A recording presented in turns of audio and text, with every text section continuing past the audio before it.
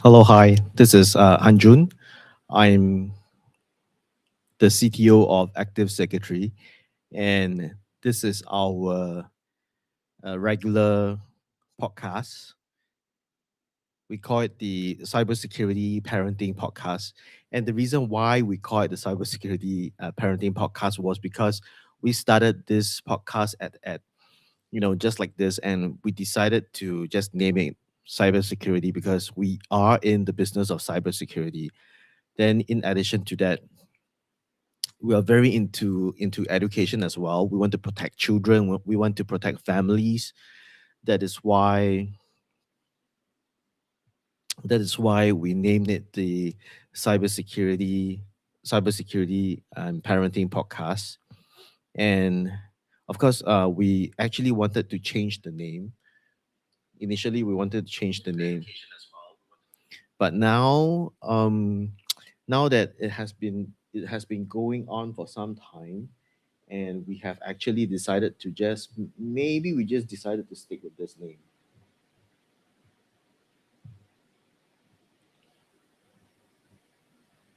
And this session is live, and we are broadcasting this to 20 over social media platform.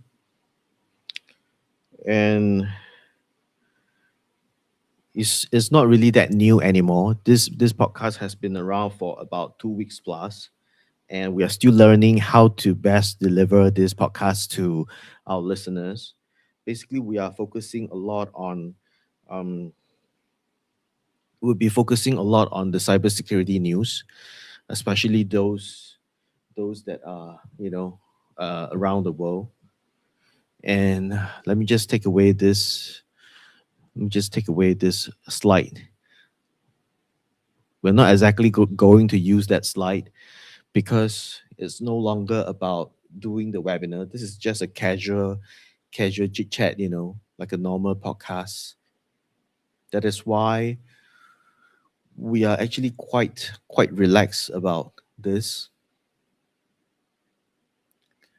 So what we usually do on this podcast is that usually just go through some news articles and to keep ourselves informed of the updated news as well. So this is the things that we do during this webinar.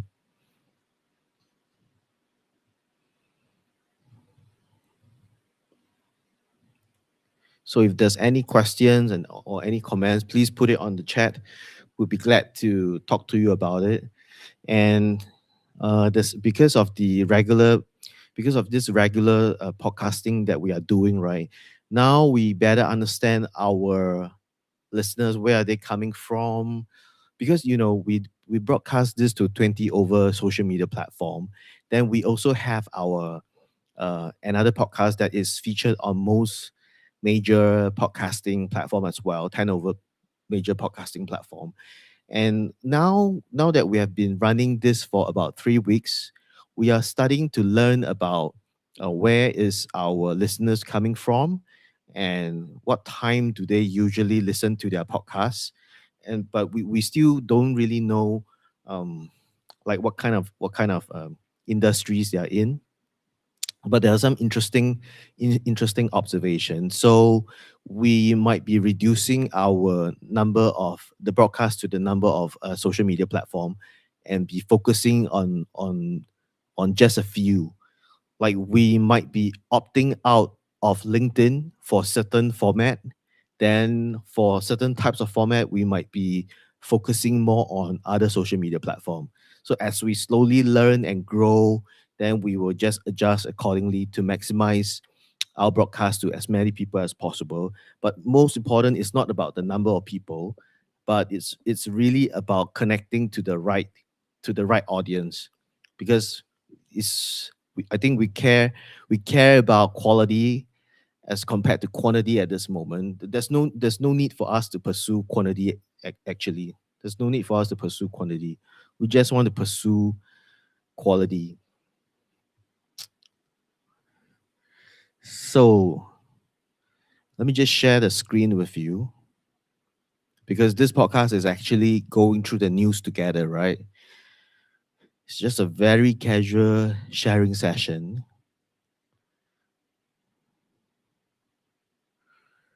because I don't even know what kind of news there are. Uh, let's see if there's any interesting things about cybersecurity news.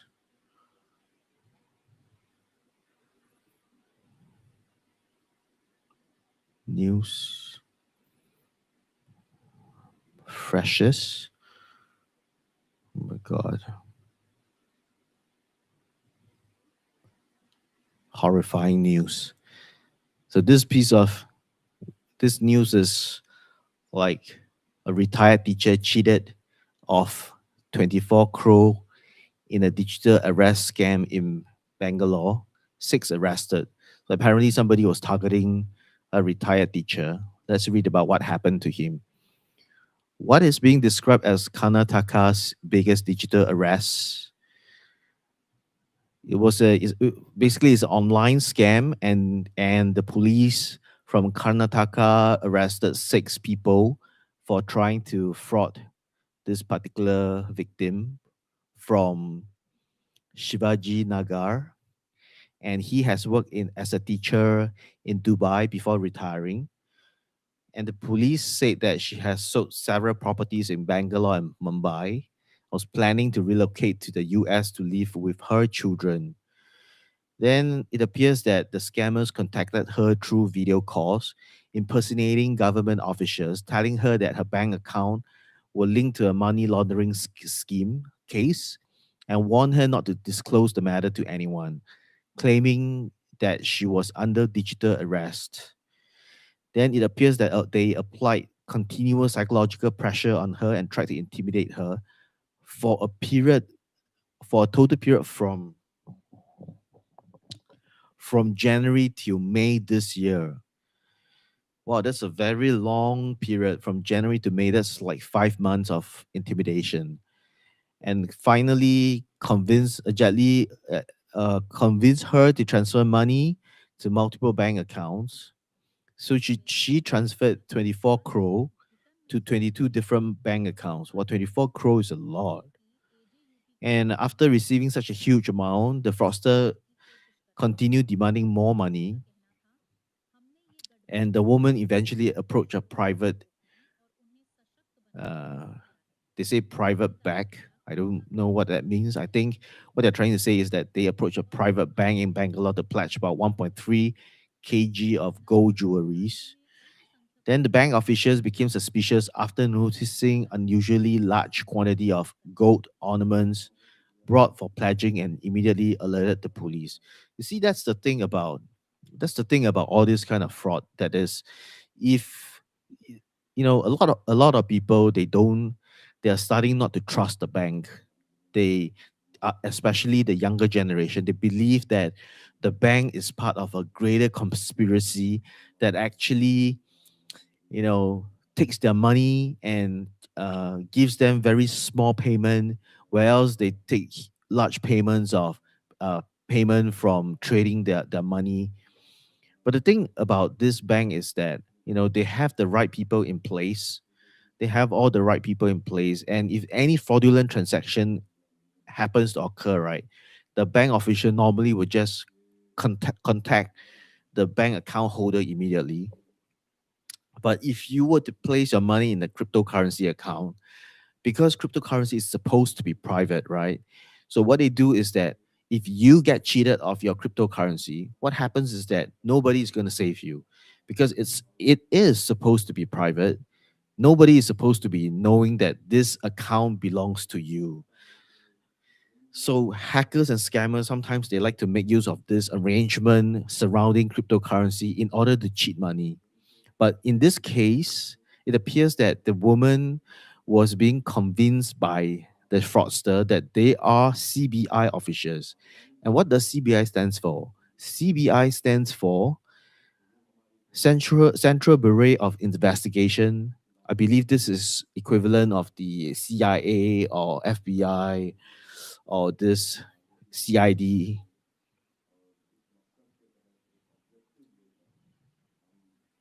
So even a teacher also can get fraud. After many years of working in the education industry, you know, so many savings, people just go and cheat all these people. And apparently, it was quite a big news across India. This is an a news from India. Wow, this is a very big news. Eighth grade. This news is about this eighth grade dropout. So what he did was that he built malware, sold 50 plus files to cyber fraudster on Telegram for rupee 4,000 each. So investigation have revealed that this 25-year-old developer sold apps that bypass antivirus software to criminals across states.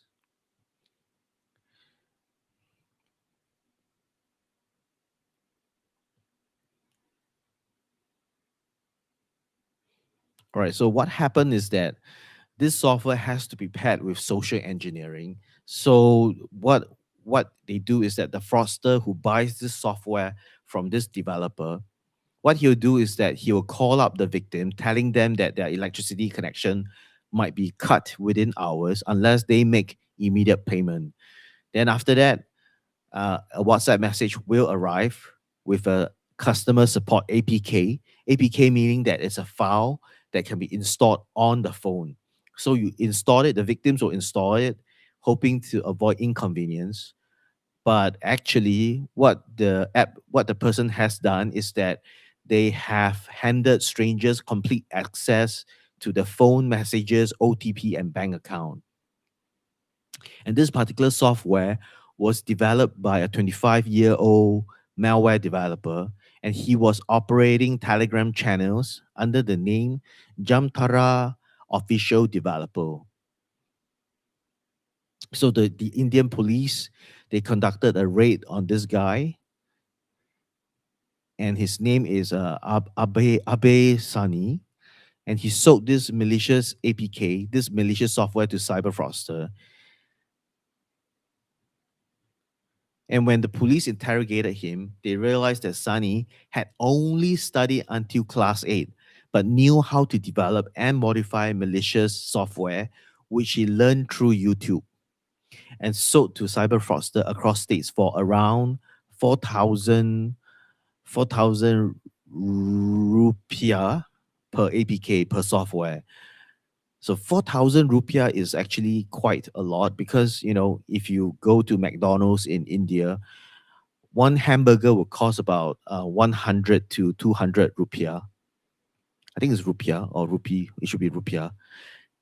It should be rupee, right? Let me just check. What's the currency of India? Currency of India. Rupee. Oh, my apologies. It's actually rupee. Okay, 4,000 rupee. So in India, one burger would cost about 100 to $200 rupee, a burger from McDonald's. So 4,000 is actually quite a lot. You can buy like almost quite 20 burgers, 100, 200. So Sani was arrested in connection with a cheating case at the cyber police station in Central District. And police said Sani lives with his wife and 2-year-old child and told him he was in the business of selling mobile phone.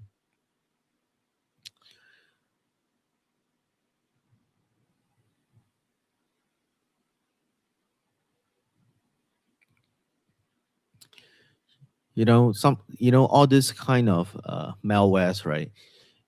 You don't really need to use AI to develop all these malwares at all.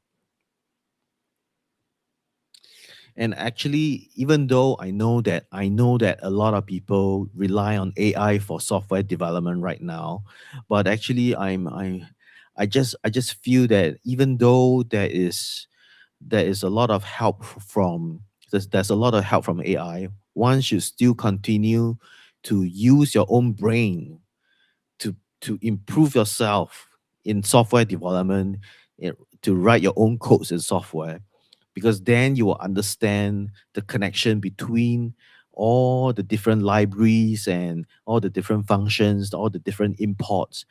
Otherwise, there's so many people who are creating software right now, and it's so funny. I did a research. We did a research on the software that are being developed on AI, and a lot of these softwares are very very simple softwares, and everybody is trying to sell.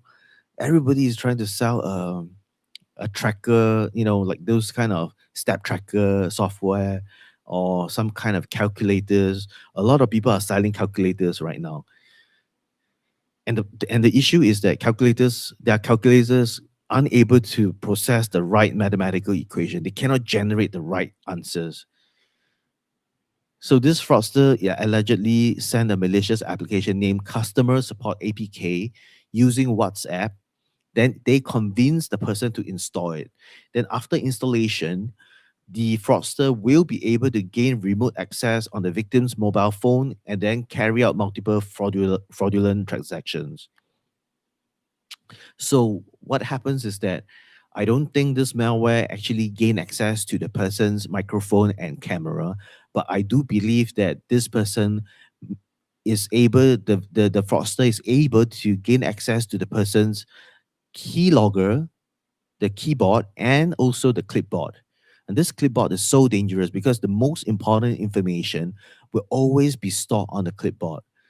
That is why you always have to keep a lookout for your clipboard to make sure that you are protected from any kinds of fraudulent access to your clipboard. And recently, our research have shown that there was a particular mobile phone developer.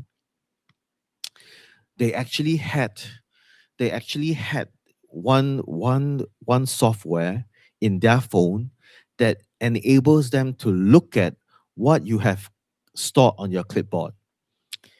And the issue is the problem is what's happened is that they registered this particular software between UID 1000 plus onwards. Okay. So what it simply means is that you can actually detect that they installed the software on the phone itself. But however, due to a recent software upgrade, they degraded the UID to below 1000, which means that now a lot of people will have trouble finding this particular application. And this means that a lot of people will not be able to discover this app because it has been downgraded to the system level, meaning that it's going to be a lot more difficult to find out this particular app that was pre-installed on the phone. Okay. And this allows the company to continuously harvest the information that is stored on your clipboard, and you will not be able to stop it. That is why we are now conducting research on this this recent update now, and we will be releasing a white paper on it. Anyway, we have already upgraded our cybersecurity software to counter this. So the investigation, say they form a special investigation to understand the back-end architecture of this malicious APK. Actually, there's so many of this type of malicious APK that allows you to bypass antivirus and mobile security system. It's just that this person, although he's selling at a very expensive price in India, 4,000 rupee, it is considered to be very cheap in the USA or other parts of the world. You see, let's do a currency conversion. Let's do a currency converter. Let's see, rupee.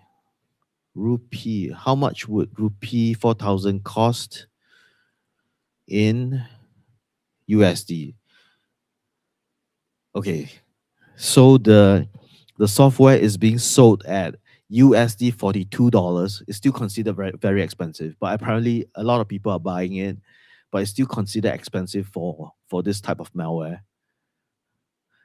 So it means that his malware must be very good, or he made it so easily accessible to buy. That's why he had so many customers. So the police, they were following a Telegram trail that led investigator to Telegram ID, to certain Telegram ID, from where the software was actually being supplied. Then slowly they trace it back to the developer. And the reason why he was found out, and the reason why he was found out was because he is selling it on Telegram. Okay. And Telegram is a very open software. That is why they can trace to him very easily. Now, this is not the biggest issue that we have. The biggest issue that we have are those who sell on the dark web, where people cannot trace the sales easily, and a lot of this kind of sales are being taking place in the dark web.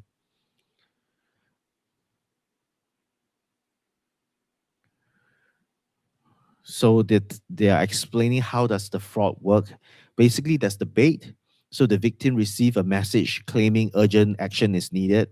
For example, to pay a traffic fine, to update the bank account, or to download a bill payment app.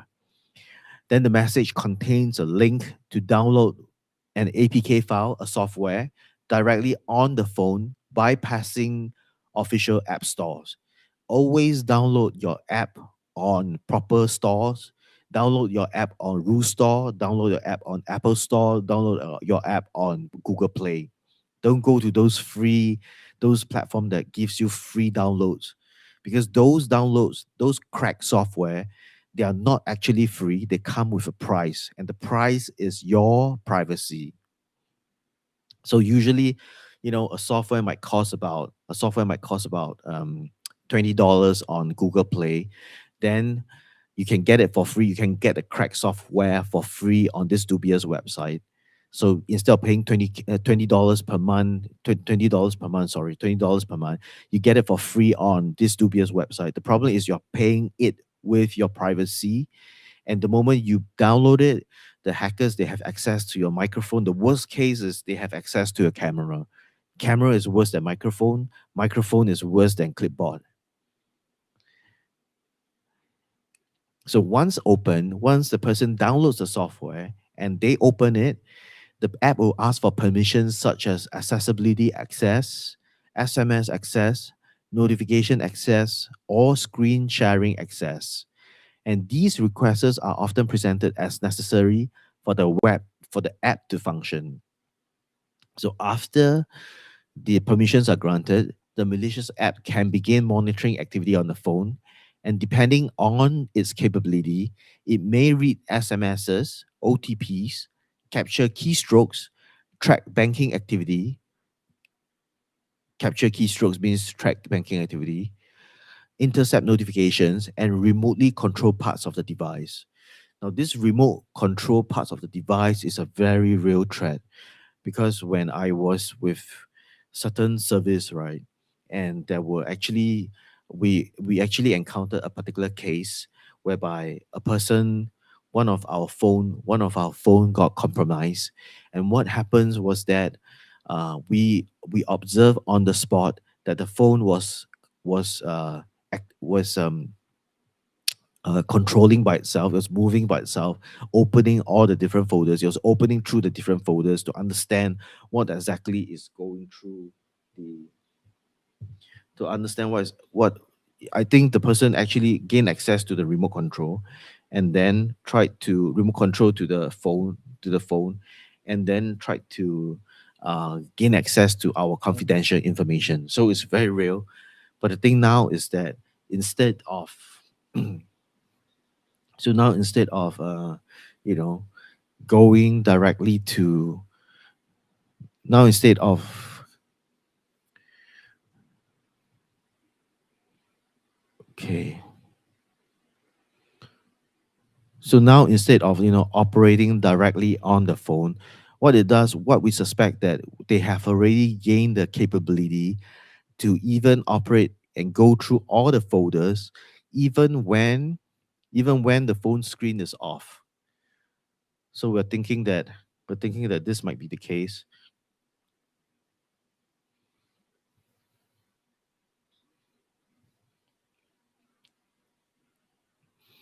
So using the stolen information, Cyber criminals can access bank accounts, authorize transactions, take over accounts, or carry out financial fraud without the victim immediately realizing it.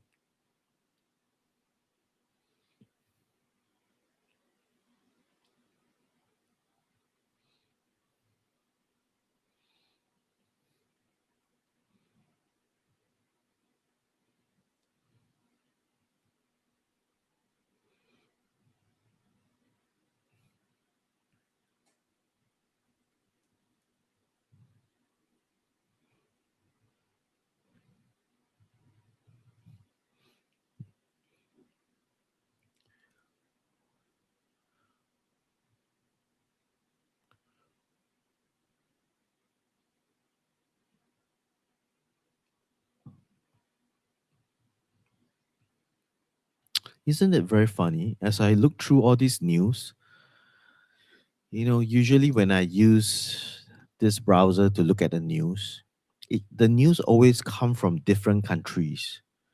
But now it seems like all the news are coming from India.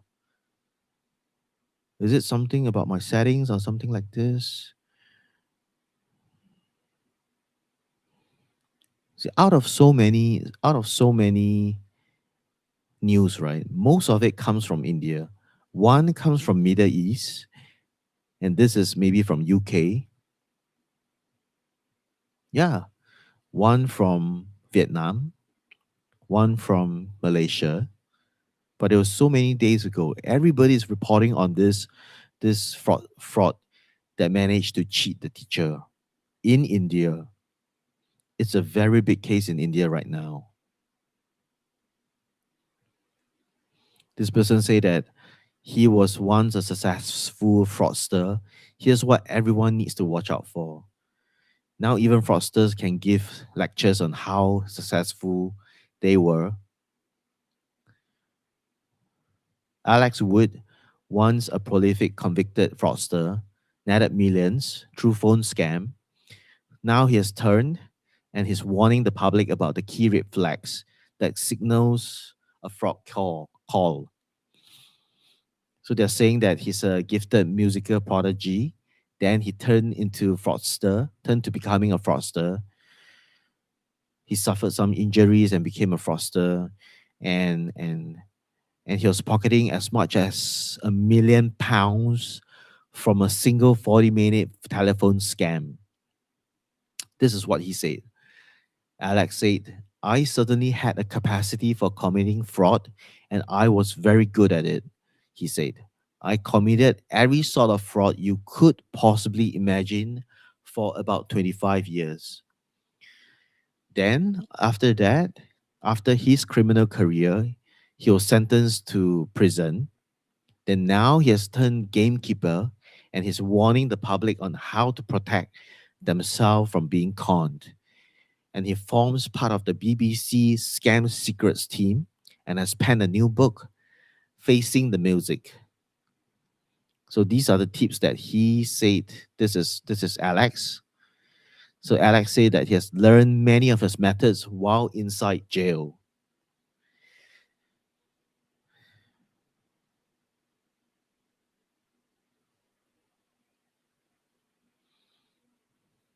So Alex said that the last case that he was involved with, it was a multi-million pound cyber authorized push payment fraud, which involved him phoning up companies, pretending to be the bank, and getting them to transfer tens of thousands of pounds.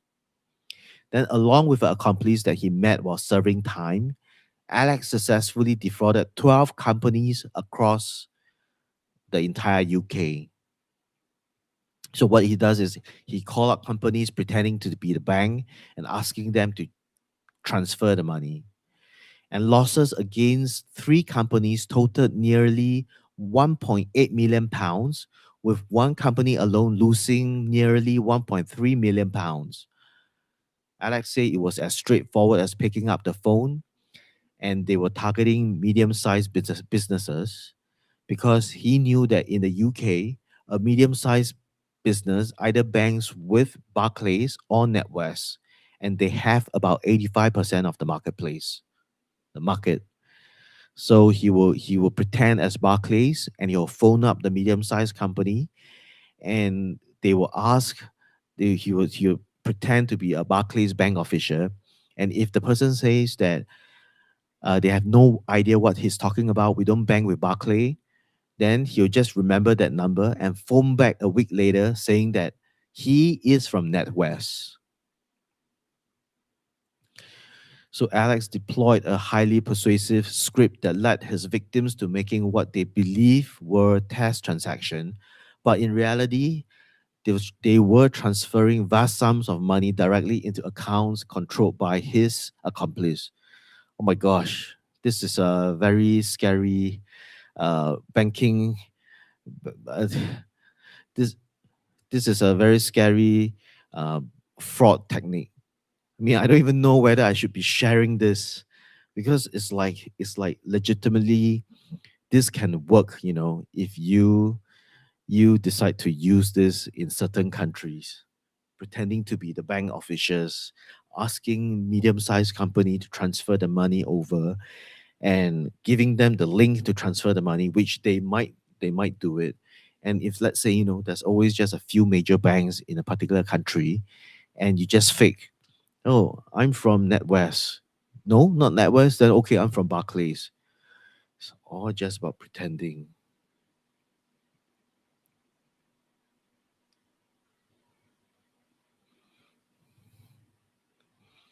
Now let's see about the rest.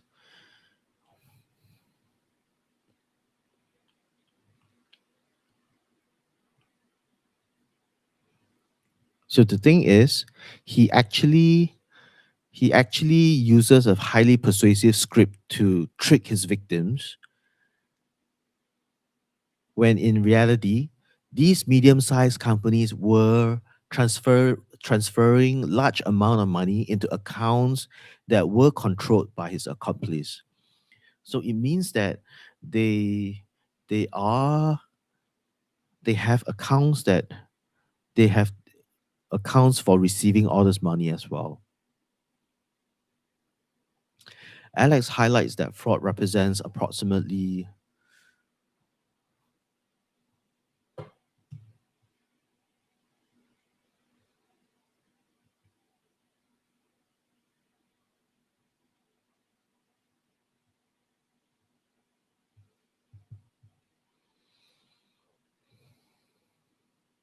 So Alex highlights that the fraud represents approximately 45% of all reported crime, yet receives merely 1 or 2% of police funding. Numerous cases go unreported entirely for various reasons, he notes. Then Alex advises you can never trust anyone ever. Apply zero trust principles to any unexpected request for payment, even if it's your kids phoning you up and saying, "Hi dad, I need your help." If it's at work and you're expecting to pay an invoice at the end of the month and they're rushing to pay it early or whatever, anything like that has a smell about it. So you must always remain vigilant if you encounter an unexpected payment request or send someone attempting to rush you. So if somebody is trying to rush you, immediately disengage. Fraudster would always try to rush their victims into making a mistake.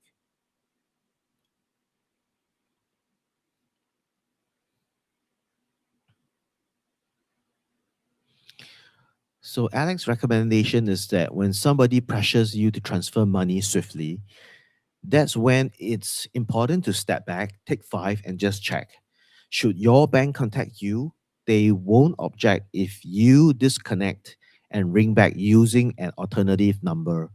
They prioritize your security, therefore, you needn't worry about ending the call and causing offense.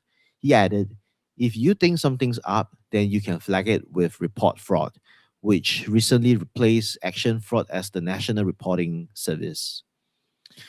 So Alex says that he already dabbled in a life of crime prior to his injury, and he used to steal gift vouchers because there were these old books of gift vouchers back in the days. before vouchers were digitally recorded on the till system. Oh, this is another kind of fraud.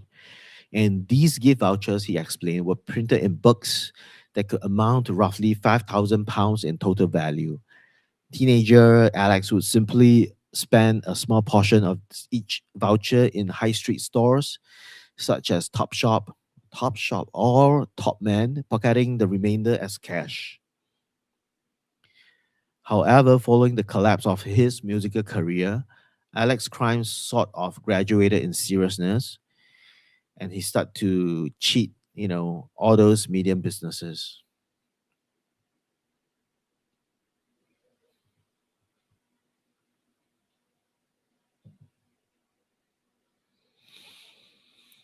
The thing about all this, I don't even know whether all these former fraudsters should be coming in, should be sharing about how they fraud companies and private individuals, because I don't even know whether is it right or wrong, because by sharing all these techniques, right, people can learn how to conduct fraud, and the fraud that he did is is considered very very high standard. I consider it as very high standard, and a lot of people will be tricked by this kind of trickery, this kind of script, and it's so well refined.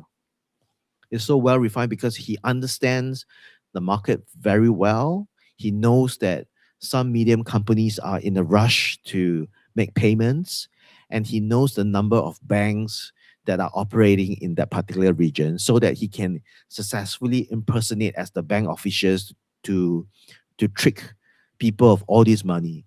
And mind you, it was more than £1 million in a matter of just a few days. But in the end, although he led a very successful criminal life, he couldn't resist the temptation to live the extravagant lifestyle of an aristocrat and amass further bills of nearly £8,000 at hotels in various locations in United Kingdom. So now he has written a book that details exactly how he cheats people, and he wants people to be aware of all these fraudsters technique. So it cuts both ways. Fraudsters can learn from him on how to cheat people, but people who wants to protect themselves, they can also learn from his book. But the thing is that, the motivation is vastly different. I used to be with the law enforcement, and there was something that was drilled into us. It is in that the robber always have a higher survival instinct than the police officer. Because when we are on certain missions, right, or we are chasing down a robber or something like this, for a police officer, no matter what, at the back of his mind, the policing job is just a job. At the end of the day, that police officer, that law enforcement agent, or whatever agent he is, he just wants to go back home. So the stakes for him aren't that high. But for the robber, he's really running for his life. So he's really, really running for his life because he wants to survive.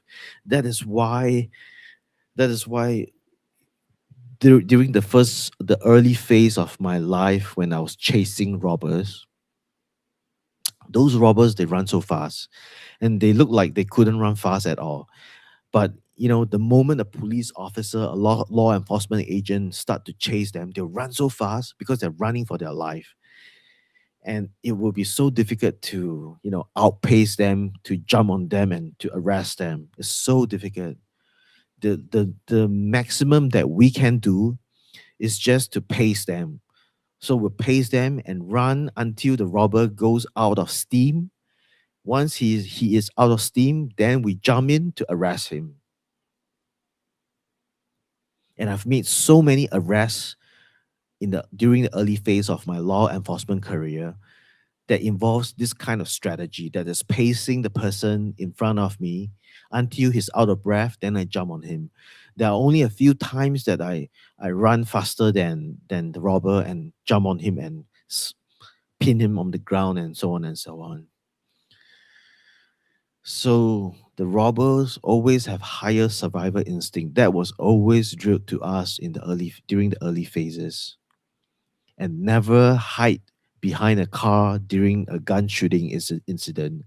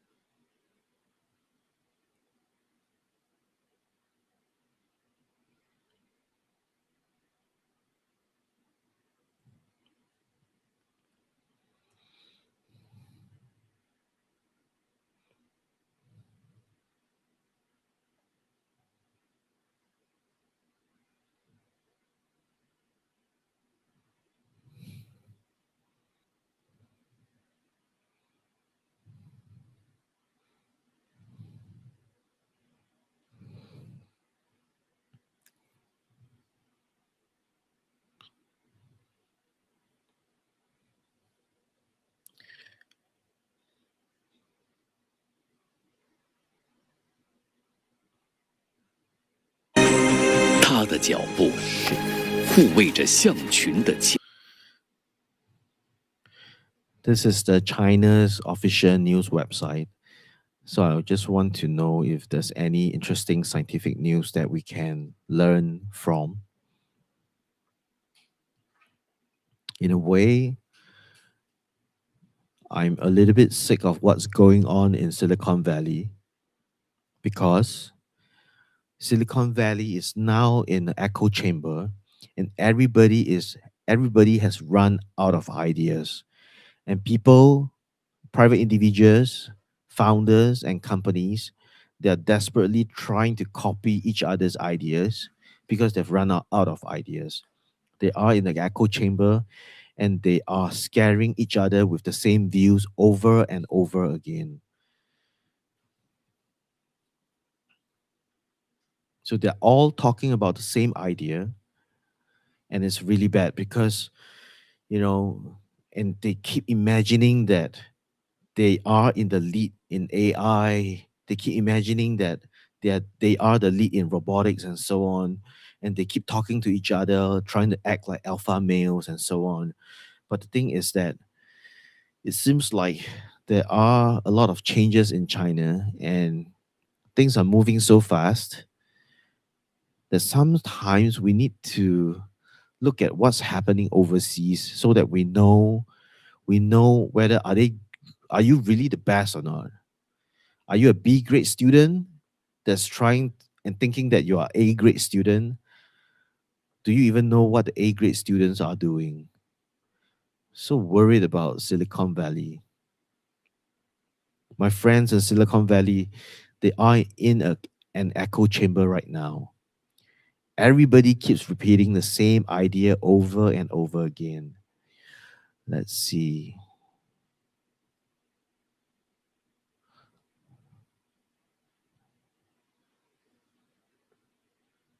Oh, I saw a very interesting news just now. I thought I saw a robot folding clothes. And that's important, right? Let's look at this video. Oh, it's not a video, it's an article. I'm so sorry, guys. It's a Chinese article. What is it about? Let's look at it.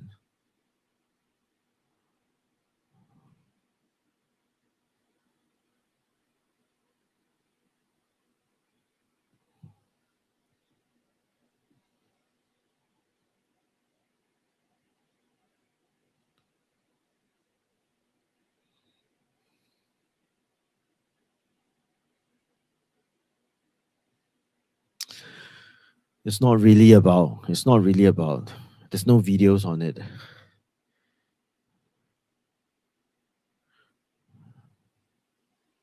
So boring. It's always the same. It's like they never update this website at all.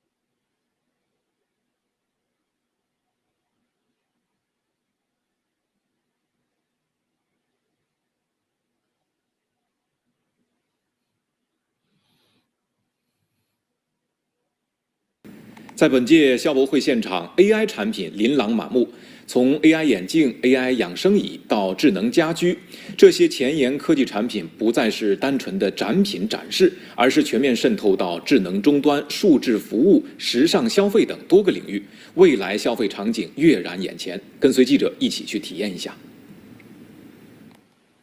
这里是本届消博会的科技消费展区。今年呢，不少 AI 眼镜品牌都带来了他们全新升级的产品。可以看到啊，现场的人气很旺，很多观众呢都会停下来试戴和体验。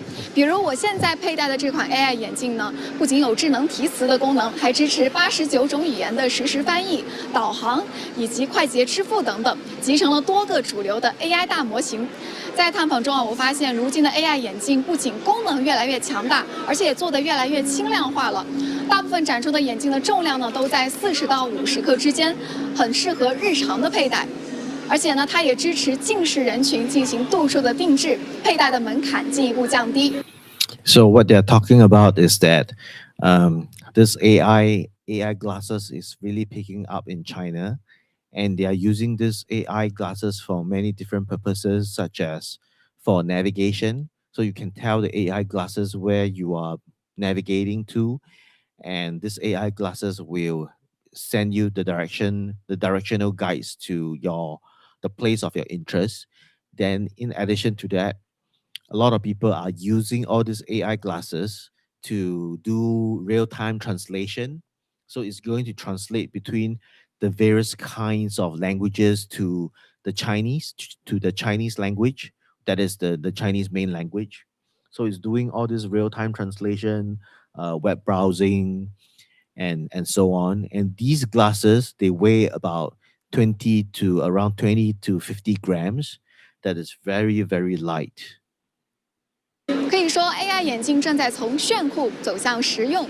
它有一个小小的摄像头，然后里面有芯片、麦克风、电池、扬声器这种手机电子产品所拥有的零配件，眼镜里面它全部都是有的，可以释放掉我很多以前非常依赖于手机的一些动作。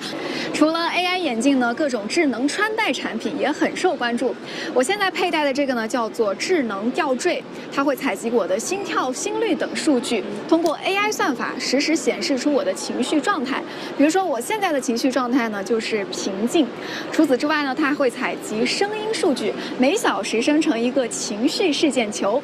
像这样的产品呢，有助于我们识别压力和情绪波动，更好的自我觉察。产品其实是一些跟情绪健康相关的这样子的一个功能，目前已经在北美这边发售了。据了解，本届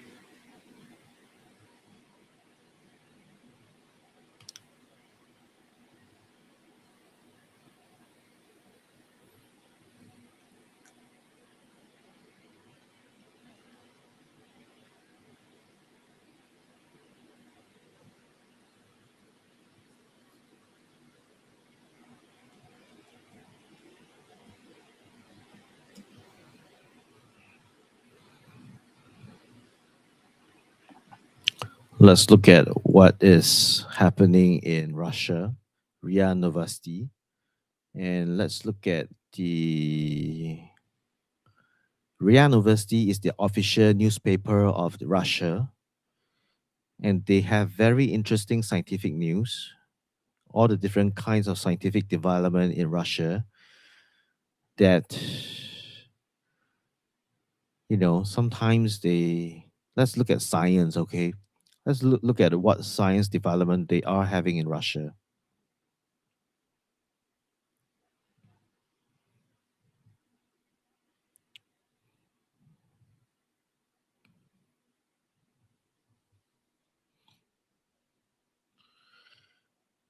Oh, so this is this person.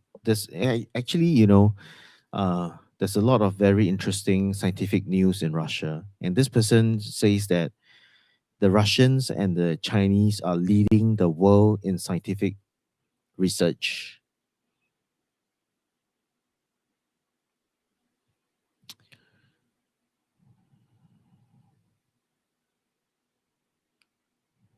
So this person is the rector of a university in Russia.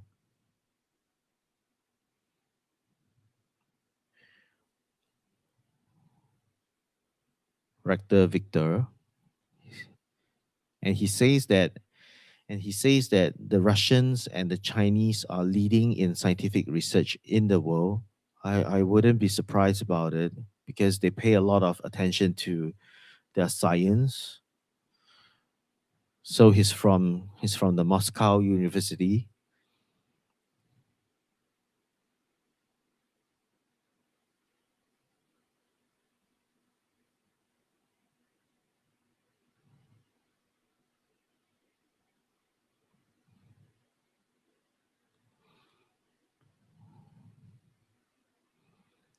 Okay, so it's a very short piece. It's a very short news piece, and what he's saying is just that he's emphasizing that the Russians and the Chinese is leading in scientific research. Ruski и Kitai, Kitan, all the Kitans, all the Chinese and the Russians, they are leading in scientific research. That is what Victor, the rector Victor from Moscow University is saying. But they never say what kind of scientific research are Russia and China is leading. He keeps it very general. He just says that Russia and China is leading the world in scientific and engineering. That's all. Nothing much.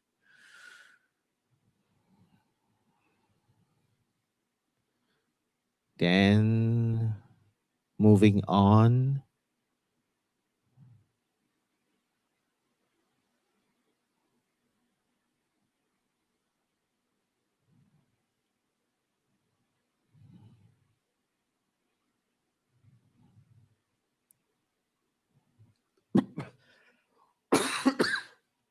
Sorry about that.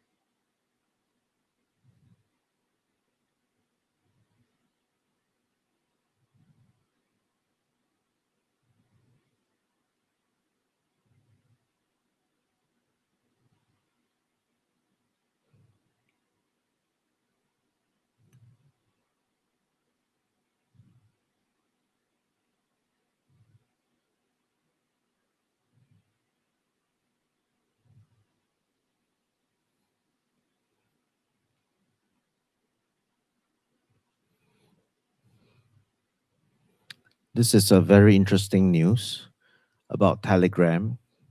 So what they are saying is that Telegram is doing its part in shutting down a lot of unauthorized channels in Telegram. And apparently, what we just read in India is that India newspaper, they have put out a lot of news about how scams and frauds are being carried out on Telegram, and they are saying that people are selling malwares on Telegram, leading to a lot of fraud cases. And what this news says is that Telegram is actually doing its part in shutting down a lot of channels, as many as 500,000 channels and Telegram groups. And they say that Telegram is doing its part in shutting down all these unauthorized channels. And some of these channels is like 500,000 over channels in Telegram. And a small number of these cases are actually like 8,000 plus cases were actually linked to terrorism. Okay. They shut down 500 plus channels on Telegram. 8,000 is linked to terrorism. 84,000 is linked to terrorism. Sorry, it's not 8,000, it's 84,000.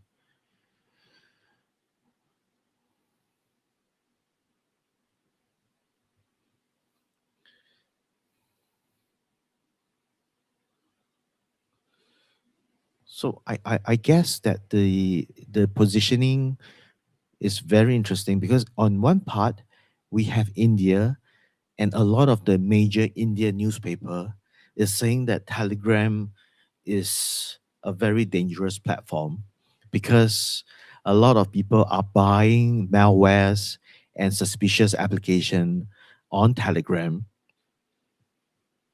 and India police officers have actually conducted successful raids of people who have sold all these kind of applications on Telegram itself. And these kind of applications were mainly made use of to trick other people into giving them money by uh, impersonating as bank officials or so on. And they convince the victim to download this application through WhatsApp. And if the victim clicks on the malicious application, it will enable the hackers to gain control of the keylogger function in her phone. Thereby they can use that to take over like OTPs and password and so on in order to log into the victim's social account, banking accounts, and so on. So a large part of this, I don't know why, but a large part of this is actually attributed to Telegram being the main marketplace vendor, being the marketplace for all these kind of activities to take place. But on RIA University side, they are saying that Telegram is doing its part, and it is shutting down as many as half a million accounts every single week.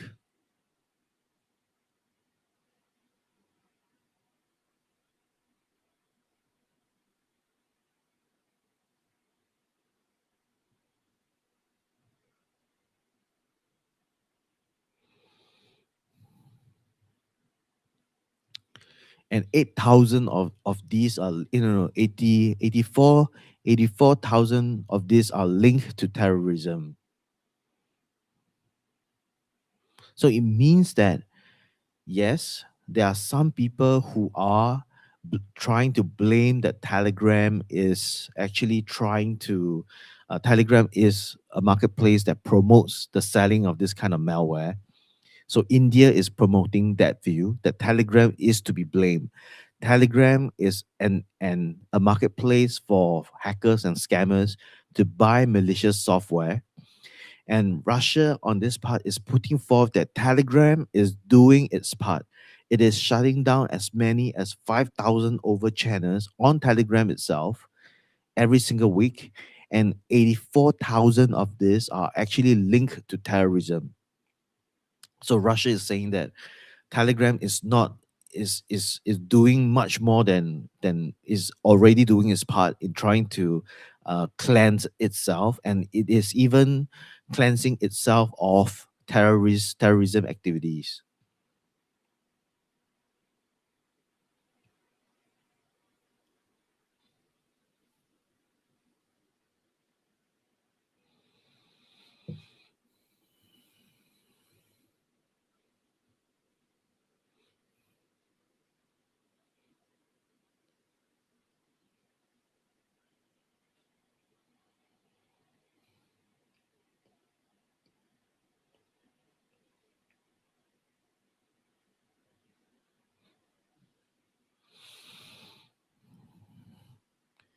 So this is the news about Cyberbank.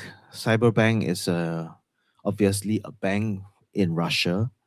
Cyber. So Cyberbank, the logo is just cyber.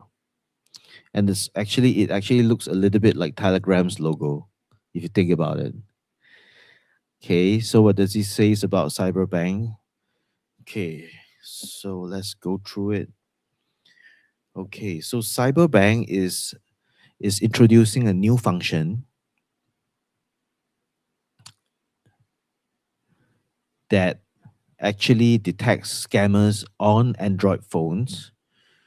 So Cyberbank is introducing this anti scamming application in as part of its service to the customer. And Cyberbank is they're now maintaining a list, so they will be adding scammers and hackers phone numbers to this list. Okay, this is what Cyberbank is doing. And through this list will cooperate with this new app that Cyberbank has come up with. And when you download this app on your Android phone, so when a scammer or a hacker calls you, then this Cyberbank app will actually pass the list of blacklisted numbers to tell you, to inform you whether or not you are receiving a call from a scammer. So it's a new initiative by Cyberbank. Oh, so in short, they don't call it Cyberbank, they just call it cyber. So it's popular in Russia and known as just simply as cyber. Cyberbank. It's a very new software. It's a very new software by Cyberbank. It's used to combat scam syndicate and to help their customer to identify scammers at the first instance. This new software by Cyber. So even Russia is going big into cybersecurity, trying to help Russian bank account holders to protect them against scammers and hackers as well. So it's happening all over the world. But this kind of app is really very good, and because cyberbanks enjoys a good reputation among the Russian, so if they push out this app to the Russian users, it will definitely enjoy a high uptake as compared to just launching it cold.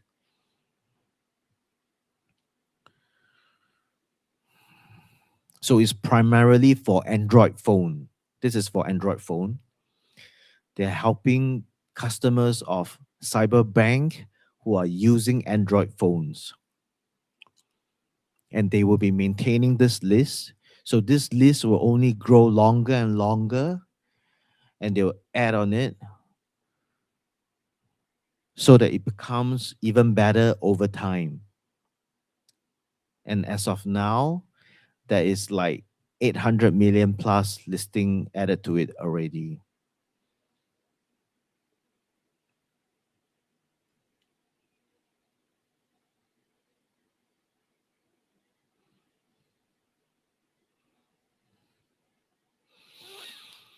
Okay. So that's my sharing for today. And thanks for tuning in. And hope that I'll add this more regularly. But we'll be stopping uh, the podcast stream on LinkedIn, choosing to air on other places, which we think is better suited for us.